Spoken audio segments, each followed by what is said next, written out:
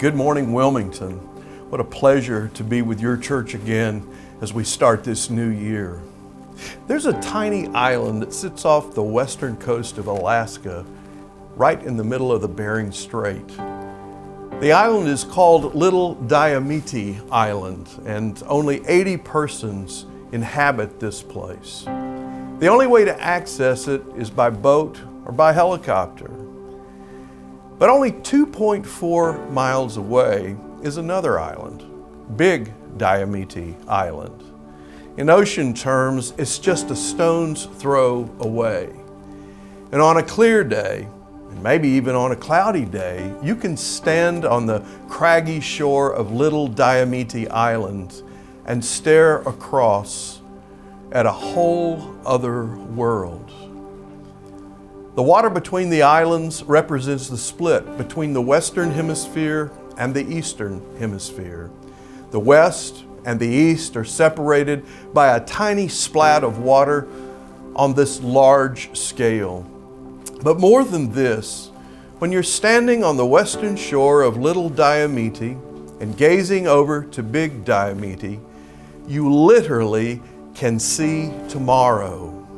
In Russia, where Big Diomede Island is, it's always the next day. So Sarah Palin was metaphorically correct several years ago. Alaskans, if they're standing in the right place, can see Russia from their front porch. How many of us long to see tomorrow? The desire to see into the future or to predict the future is universal. Humans have predicted the happenings of the future and worked to know the future ever since the beginning of history. And which one of us would not like to know the future? I have friends in Pennsylvania who recently have employed a fortune teller. This group of friends, 7 or 8 people, gather with a fortune teller. This person reads their palm or looks into their eyes. I'm not sure exactly how this happens, but they have amazing results. Stories that they tell about what is predicted and then the fulfillment of that promise. I have to tell you, I was tempted to go and visit this person myself. But whether we're reading palms or tea leaves or the stars, we all have this gnawing sense that we want to know what is ahead, what is beyond us, and where we're going. Do you know anybody who holds this definitive crystal ball? There are those who want to tell us that they do, whether it's about money or about politics or about what we should be doing as religious people. We don't have to look far to find someone who wants to tell us what the future holds. And because there is so much change around us, in our political lives, change in the patterns of our living with this COVID virus, changes in our own personal lives, our work life, our church, our family. I could go on and on. We long to know more about what is around the next corner and what we can expect. And amidst this, we long for stability and calm. We would love for things to go back to normal, we might say, especially in light of this virus. We would like to experience one another again. We would like for things to pattern in the same way. But we know that we must adapt and even more. In order for us to survive, and it's been true since the beginning of time, we must embrace change if we want to stay viable in our personal lives and also in our Christian walk. This is really nothing new for those who are called by God. This has been part of our history since the beginning. We read in the book of beginnings, in the book of Genesis, the story of Abram and Sarah. Let me remind you of those words. Now the Lord said to Abram, "Go from your country and your kindred and your father's house to the land that I will show you, and I will make you a great nation, and I will bless you, and I will make your name great, so that you will be a blessing." And so with no real information, with no roadmap even, with no sense about what the next day would hold. Abraham and Sarah struck out. No game plan, no sense, no guarantee. Such a risk, such a calling, so crazy in most people's eyes. People were afraid. People have always been afraid to strike out. I'm sure there were those around Abram and Sarah who said, "There's no way you should go." Family pulls at us when we make bold moves. Friends tell us we are making a mistake. We ourselves are troubled by the thoughts of new beginnings. And we're always trying to make this decision between fear of the future or fellowship, those of us who are seeking to follow God, to follow Christ. Whether we're talking about moving to a new location or taking a new job or getting married or changing careers, we all fear what is next. Eventually, something nudges us, something speaks to us, and we step out into this unknown. But it's not always easy. How did you choose, for instance, whether you would go to school in Chapel Hill or over at Raleigh? Or, God forbid, that you would go to school in Virginia? How did you finally take the plunge, so to speak, and agree to marry your spouse, right? How did you know which pathway to take at critical junctures? You know, it's seemingly when we look back over our shoulder that we understand most clearly how it is that God intervened in our lives and directed us in our lives, but we don't always have as much in front of us as we would like to have. I was at the dinner table 2.5 years ago in Tampa, Florida, where I lived for almost 13 years. This was shortly after I lost my wife, Ann, and I was gathered with a group of our best friends. There were 8-10 people at the table. And one of my friends, who happens to be a therapist, asked me a most interesting question. She said, "Randy, when did you know that you had something very special when you married Ann?" I had to respond honestly. In those first few months, maybe in the first couple of years, I would have told you that Ann was so fortunate to be married to me, that she had made a genius choice and that I was blessing to her beyond measure.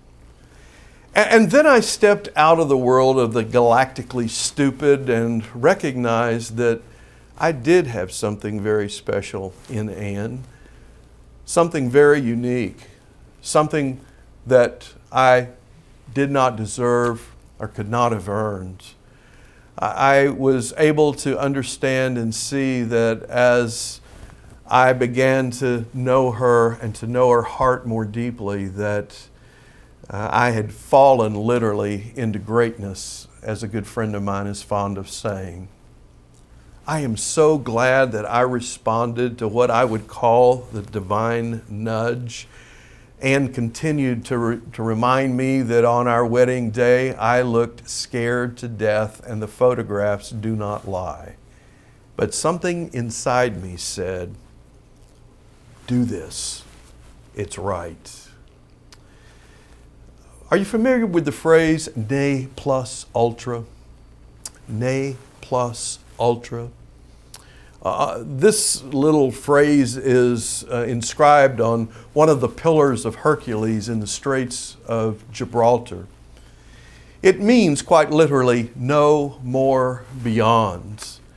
And for the purpose of human history at that juncture, the message was this: this is the end of the Western world as we know it. And beyond this, there is no more beyond. no reason to search beyond, no reason to venture beyond, no reason to step out and explore anything else. In fact, on the ancient maps, if you study them, you will see these very words literally inscribed. Ne plus ultra, no more beyond. And those maps are framed with drawings of dragons and beasts that represent the fear of the unknown, the traveling into the darkness, so to speak. Yes, we have always been troubled by the next step or the moving out, yet God's people, from the very beginning, as we read in Genesis, have been people who responded to a call and who move forward. Are you familiar with the term homostasis? In biology, it's the pull of the human body to maintain a certain kind of stability, a levelness, if you please. And if, let's say, for instance, the glass is drained, it goes down, or whether the glass is more full, in homostasis, there would be a fight for the glass to stay at the same level it has always been, to stay in static form. And to be quite honest, as human beings, we long for this kind of stability. We pull back when we sense that things are changing. We want things to be, quote, back to normal. This back to normal may be, depending on who you're talking to, 2010, or it might be 1950 or even 1940, but there is this sense that we just want things to be like they were. I'm sure you have felt that in regard to your church at First Baptist Wilmington. When will we meet again? When will we be able to hug our friends? When will we be able to break bread together in communion in our sanctuary? When will our class meet together? This is so disruptive, and it is disruptive. And it may come as a surprise to you. Hopefully it will not, but things will never be exactly as they were before. And many of the things that have changed are for good and will continue to help and to inform a church that is more effective in our world. But make no mistake about it, God's intention since the very beginning is to disrupt the status quo. Every time the people of God wanted to settle down, to build a statue, to plant themselves in a foreign land and fear going back home, every single time people wanted to nail down the teachings of Jesus in a way that would restrict and not free, every single time God is about the business of blowing up those things that we want to make into idols. And this is a good thing. And the assurance that we have is that Christ goes before us to prepare a way. We are never in any place where God has not already arrived in the form of the presence of God's Son, Jesus. So let me just say this morning, as the person who was asked to come alongside of you, to pray with you, to meet with you, to love you, let me just say this. When asked the question, what is next for Wilmington? And especially in regard to the calling of a pastor, one of the things that is obvious now is that whomever this person is that comes to be the pastor, they will pastor a new kind of church, a post-COVID church, a church that must adapt and improvise and be creative as it moves into the future. Next week, the pastor selection team will be called together and they will begin their work. They will take the information that's been shared with the transition team, and through prayer and through their thoughtfulness and creativity, they will begin their work together to search for this person. I ask you to pray for them, to support them, to surround them with encouragement as they go about this most significant task. And I want you to recognize that things will not be the same. There's a tendency to always long for what has been. But you and I are being called today to cross over the river into a new land.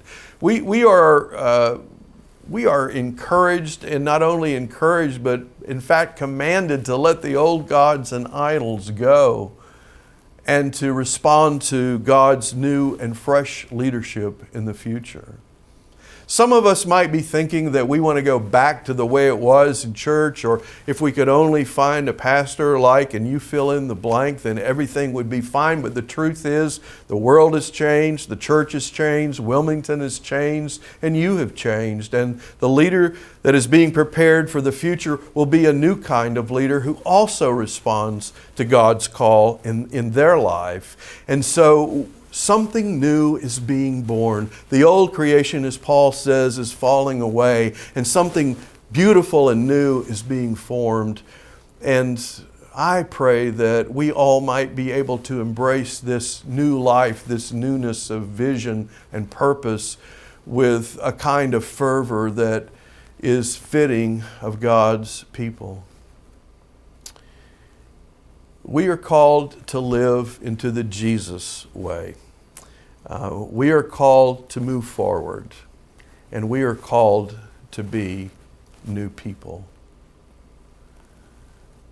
Jeremiah 29:11 says quite simply, "For I know the plans I have for you, plans to prosper you and not to harm you, plans to give you hope and a future."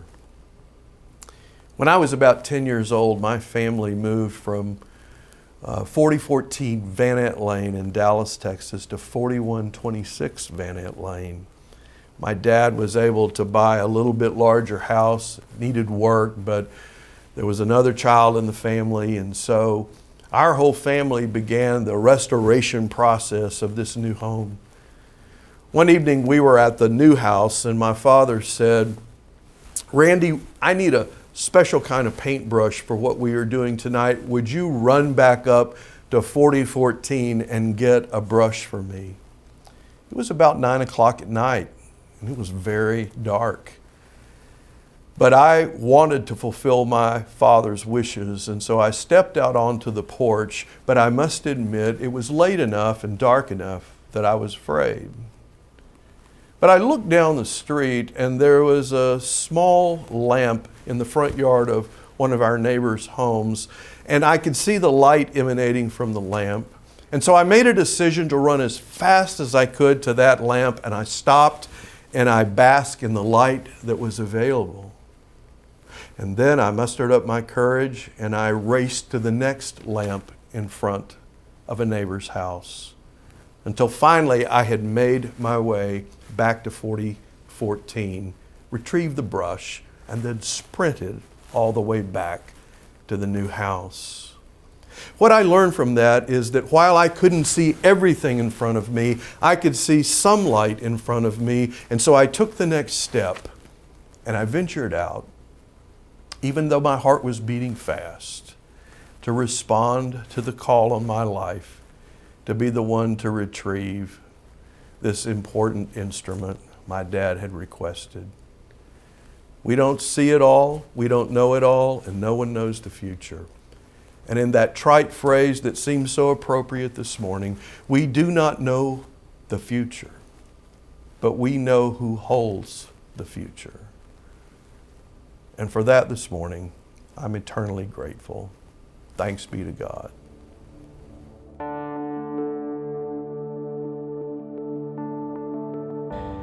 Thanks for joining us in worship today. I pray that you will be encouraged to participate in fellowship, trusting God and His kingdom plan. I want to invite you to participate in our annual church business meeting on Sunday, January 31st at the Activity Center. We will gather outside at 2:30, so dress warm and bring your own chair. We will hear and receive committee reports and vote on the proposed 2021 church budget. I look forward to seeing you there. God bless.